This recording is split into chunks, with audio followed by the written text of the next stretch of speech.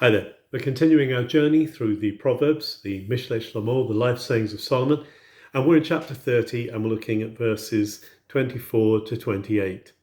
And this is continuing the sayings of Agur, a prophetic kind of saying, a masa, it's called a burden.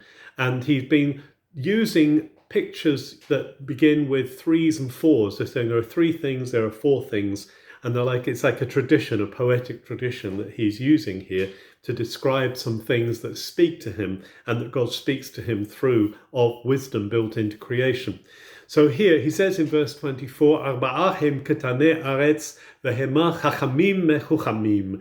It's an amazing statement. He says there are four things on earth that are small, that are tiny, and yet they are the wisest of the wise. They're wiser than all the other wise things.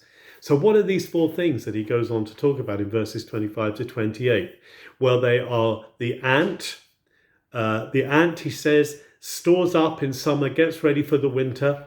There's the locust that while it's marauding, it actually is a tiny thing that bands together and works with others. The power of working together, the power of being in community with others.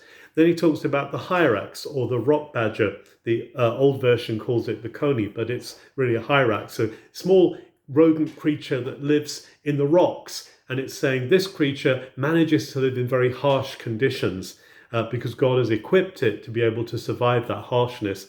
And then lastly, the lizard. The old versions have spider, but actually it's a little lizard. And it's saying the lizard can even get into king's palaces. Even though it's small, it has access to great places. And here Agur is saying that though these things may be small, there's a wisdom in them. There's a way of living, there's a way of surviving, there's a way of getting in through life, which actually God has built into them. God has knit wisdom, therefore, even into the smallest expression of his creation. What a wonder there is in what God has made. And we can wonder even at the smallest things, the ant, the hyrax, the locust, and the lizard. Have a good day.